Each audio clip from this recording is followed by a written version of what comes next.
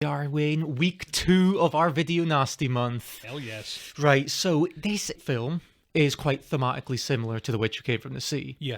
But did you also know, Wayne, you know how we're talking about Video Nasty, banned films, etc.? This film actually was released in the 80s. It was one of the 72 Video Nasties, prosecuted or unprosecuted, but it was actually released following assurances from its distributor, Film Ventures International, that an edited version would replace the original uncut release. So this was released cut. Yes. It would take until about the 2000s and somethings till this was actually released fully uncut. Yeah. So it still is, Wayne. We're still in Video Nasty territory. When I was researching this film, one of the most fascinating aspects of the film that I found was all of the different versions, because it seems like there's at least 3 different versions, all of which have different names. Now, just to confirm, the video you watched, how long was it, the actual film you watched? Right. I think we both watched the same one, and now we're 32. An hour 32, yes. So to clarify, there is an uncut version, a full uncut cinematic version, which is an hour 22. We watched the hour 32, so obviously that's 10-minute extra, Wayne, Yes. if you're doing the math correctly. Right, so why is that 10-minute extra? Well, in the 80s or early 90s, what happened is there was a heavily censored and cut version made explicitly for television. Yes. So this longer version, what we watched, is the uncut version plus some footage from the TV version. And a lot of people think this is actually the definitive version because it's fully uncut, as we've mentioned, but it also brings more depth to the character because there is moments of, it's not salacious, it's not bloody, it's not necessarily controversial, but it adds to character development. That's the interesting thing I was going to say. When I looked up this version, there's one version where you'd assume if you were watching a cut version, it's like, right, we'll get rid of all of the gore and the blood. That's what you'd expect. But like you said, a lot of what was cut from this film was the character development, what gave the lead character more depth, which I found confusing because, I thought they would just remove the kill scenes, obviously the most notorious scene in this film, which we'll talk about later. But that was all still in the film. It was just a lot more depth was added to the character. And as I said, look, a lot of people think this is the definitive version, and I'd agree. I saw the original one, the hour 22 cut, many years ago, and it did feel like there was, character development. There was something missing. Yes. There was something not fully there, and this just, it brought a bit of context to the protagonist of this film, if you want to call him the protagonist. He's the main character, Wayne. Yeah, I suppose, yes. So what we're saying here is it gave a lot more weight to the film. It wasn't just cutting out all the bloody stuff that you would expect kind of in the Video Nasty time to be censored. Yeah, I'd also like, to preface this episode by saying, for you who listened to last week, we thank you. We hope you're on board with this Video Nasty season. It's a little different. It deviates a little from, the typical Halloween season films. We're not necessarily discussing Halloween or Friday the 13th or Freddy Krueger, right? But, we like to divulge. We like to go deep. We like to go into the slightly forbidden, we can say, Wayne. Would you not agree? That's where the most fascinating stuff is, right? Well, that's where a lot of interest and ideas are planted. Or put onto screen. They're very interesting films, are dealing with textures, characterizations, very different and multi-layered. And this film is another one, Wayne, released, here's a one, some territories, 1979. Yes. Some places, 1980. Now, here is a question I'm going to pose to you, Wayne. Is this a film of the 70s, or is this a film of the 1980s? Well, now, when I say that, sorry to interrupt, but I'm meaning in its philosophy, in its outlook, in its interpretation. No, we're not talking about physical, calendar years here. Yeah, well, it's interesting you say that because when I look this film up, it's designated because whether you say 79 or 1980, it came out before Friday the 13th. Right. So this film, I've always seen it designated as what's called a proto-slasher. Right. We're post-Halloween, but we're pre-Friday the 13th. And it's got elements to it that the slasher genre would change forever. Things like a low body count. We don't have a definitive final girl, for example. No. So it kind of fits in. It's almost in like a grey area between the two of them, isn't it? Well, Wayne, our last episode, I'm going to call it here. We've chose 2 brilliant films. Witch Who Came from the Sea, Don't Go in the House. Well, we're both dealing in a word, proto-slasher, aren't we? We're both dealing with similar subjects, to be, blunt. And if this is 70s or if this is 80s, stereotypically, I'm going to say 70s. Yes. This, for me, this is, as we said, a proto-slasher, which means it's made before the formula was built. Right, Halloween essentially created the formula, or Black Christmas, right? Either or, yeah. But they didn't necessarily, at that time, spawn the repetition. Friday the 13th did. Do we agree? Yes. Right, but this is very much not like Friday the 13th.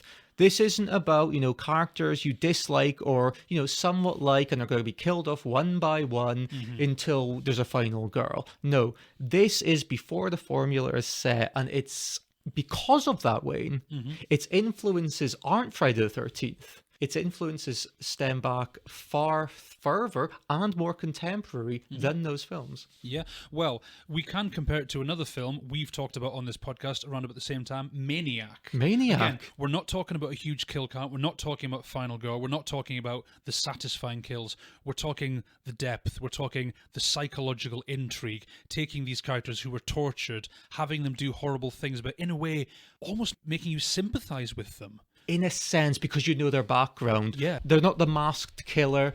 They're not the phantom you know nothing about. We very much know this character's story, this character's backstory. But here's the thing, actually. When we talk about slashers, and we often say, look, if you demystify something, it loses its terror. Well, in this film, you're essentially demystifying the killer. Yeah. So does he lose his terror?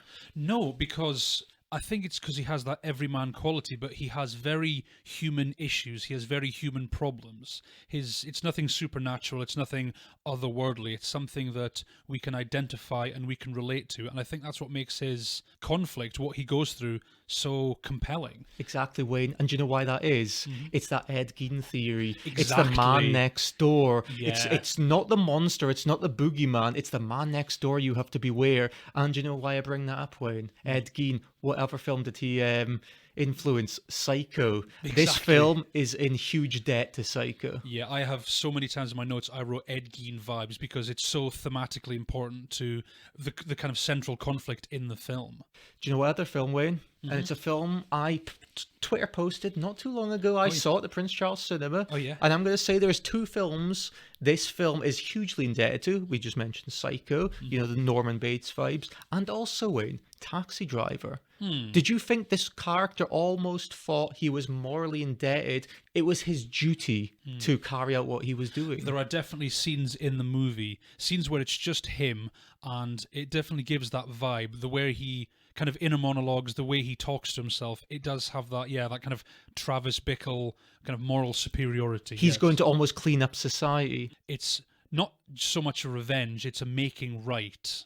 He's trying to right a wrong, and because he's trying to do that, he thinks he has almost the moral authority to do what he wants. And it's unfortunate because this has affected other people kind of outside of his circle, because the lead character in this movie, very lonely man, very insular man, very deep psychological troubles. And again, his almost moral kind of crusade has very negative ramifications for the people in his life, the people around him.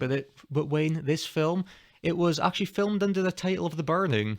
And also The Burning Man. The Burning Man. Now, the copy I watched said The Burning at the start. Did it? The opening credits said The Burning, yes. Oh, I didn't get that. Do you pick up on I that? watched the official Arrow release. Oh, okay. No, mine never said Don't Go in the House Anywhere. It said The Burning. There's The Burning, The Burning Man. Again, I think it depends which version you watched. Yeah. Did you actually know there was a version in 2016 on Amazon streaming which had pretty much all of the violence cut out? It was called a weird hybrid cut, because we're talking about the in-depth character scenes taken out, the character development. Yeah. Some of that was left in, some of that was taken out, and most of the violence was taken out. It's like, Are you sure it wasn't the TV version? No, it says Amazon streaming. It feels like, from the sounds of it, it was a version where people kind of took scenes out kind of at random. All the violent bits and then just whatever bits. Just like a pick and mix. Basically like a pick and mix thing, yes. Right, but why did this film, Wayne? Why? It changed its name from The Burning to Don't Go in the House because The Burning, Wayne, would become, and it was already a filmed slasher film.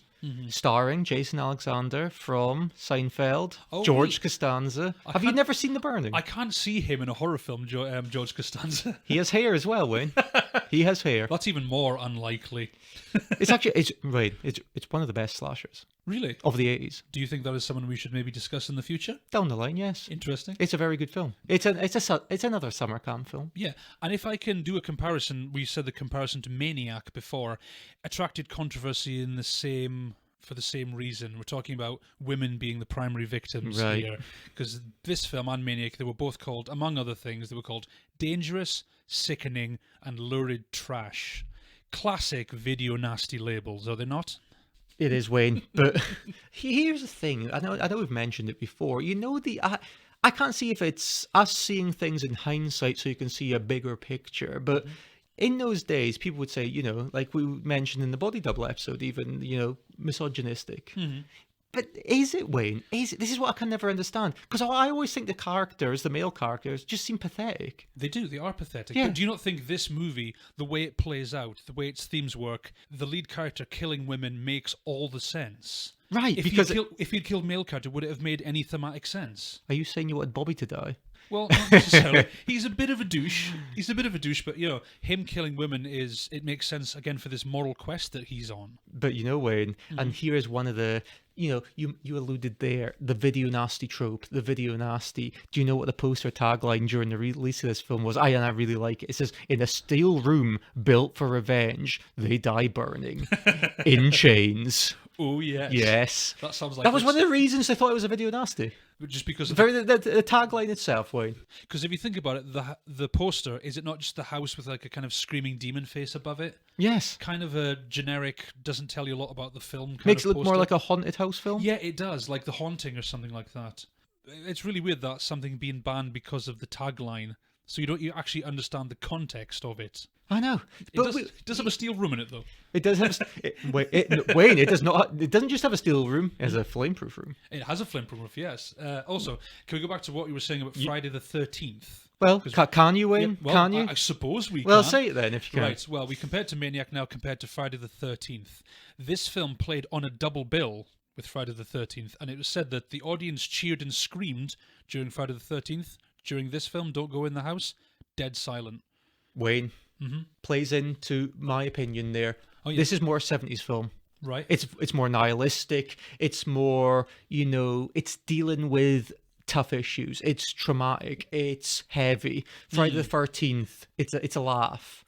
It's a gas. Very 60s there. You go out to the cinema with friends. It's a popcorn movie in a sense. I mean, we both like Friday the 13th. Yeah. Right, but we're dealing with a different genre here. Yeah.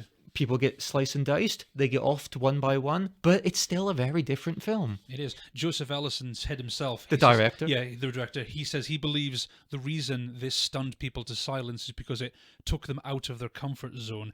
Do you think that's because, in a way, people uncomfortably identified with the killer of this film, like they couldn't with Jason Voorhees, Mrs. Voorhees? Well, Wayne, you brought up the point. Do you identify with the protagonist of this film? In a sense, because we get why? Because Tell we get me. to, well, This is where we get interested. We realise your inner demons here. Tell me why you identify. I understand, for example, again, like we talked about with The Witch, the ideas of, we're talking themes of abuse and neglect and how they can affect people later in life. I was thinking of the Ed Gein thing. I was thinking of the Norman Bates thing. So you can see how these things would affect the character and drive them to do what they ended up doing. Well, Wayne, we had a little discussion prior to recording this episode, and we're saying, because, we choose a one for me, one for you type episode. Yeah. I'll choose, when you hear a synopsis, I've chose that film. When you're reading it, and we were kind of in this middle line where we're saying, look, is it thematically too close to The Witch Who Came from the Sea? Because we're dealing with a lot of themes, aren't we? But here's the interesting thing, and I think in cinema, and to give credit to genre cinema itself, is you can use a formula, so to speak, or you can use a theme.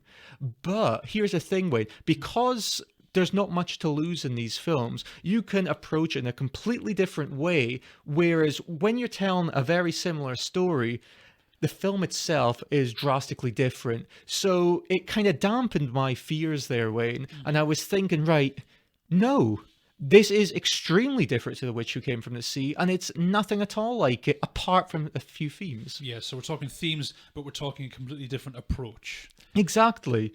You want to know who was a big celebrity fan of this movie? It was Quentin Tarantino. Are you going to tell me, Wayne? Are you going to tell me it played at his first film festival in Austin? God damn it, I was. Were you going to tell me that? Would it be also 1996? That was going to be my big moment. Was it going to be 96 as well? Yeah, it was 96. Was it a very good guess there, Wayne? Yeah, so that was an excellent guess. Right. Yes. I can see him being a fan of this because we know, like, Tarantino does, again, we've said before, he loves his genre films. He's steeped into the genre. That is where his love letter, Death Proof came from. Which I'm going to still stand up for, Wayne. I think it's still a much maligned film, and I don't like that Tarantino has kind of stepped back and said it was his worst film, because in a sense, it's his most pure Tarantino film. He directed it. He was also the cinematographer. Yeah.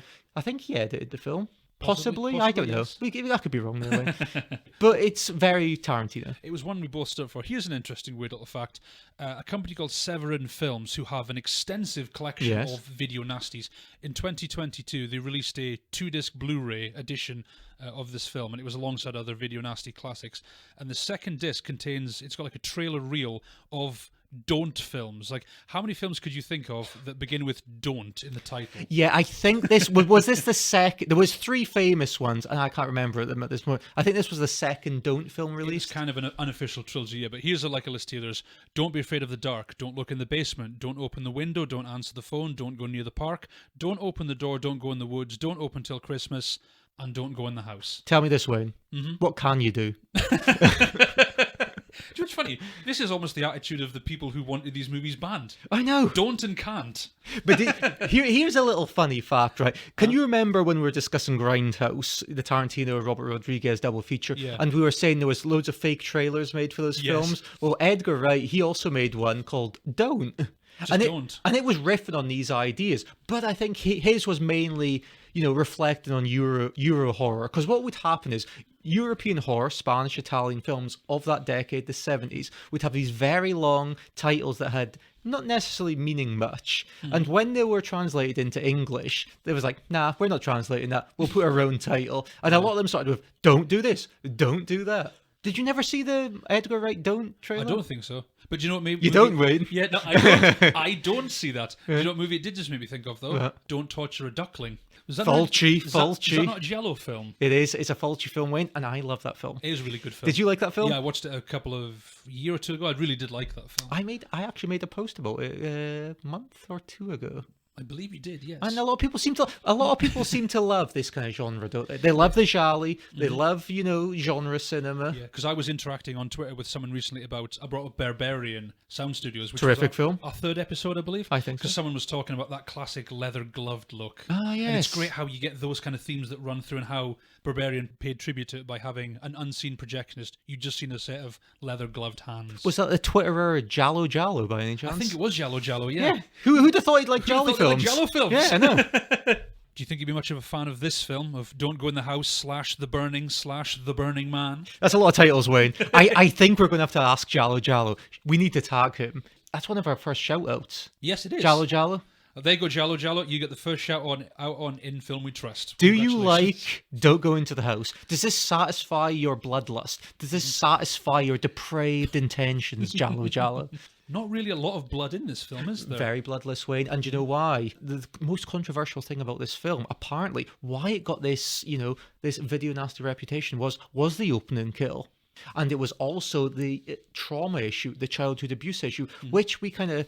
we explained in The Witch Who Came from the Sea, where the director of that film was says, look, in the 70s, people weren't ready for that material. And I think in a way, because this is a genre film, because this is termed salacious, like The Witch Who Came from the Sea, they weren't ready to see this, this narrative told in this kind of way, were they? Movies were seen as pure... I think even the director of The Witch said, yeah, the movies were seen as pure escapism. Right. So when you bring this very dark, uncomfortable reality into it, people don't want to see that. They can just experience that in their own lives. They want to see happy endings.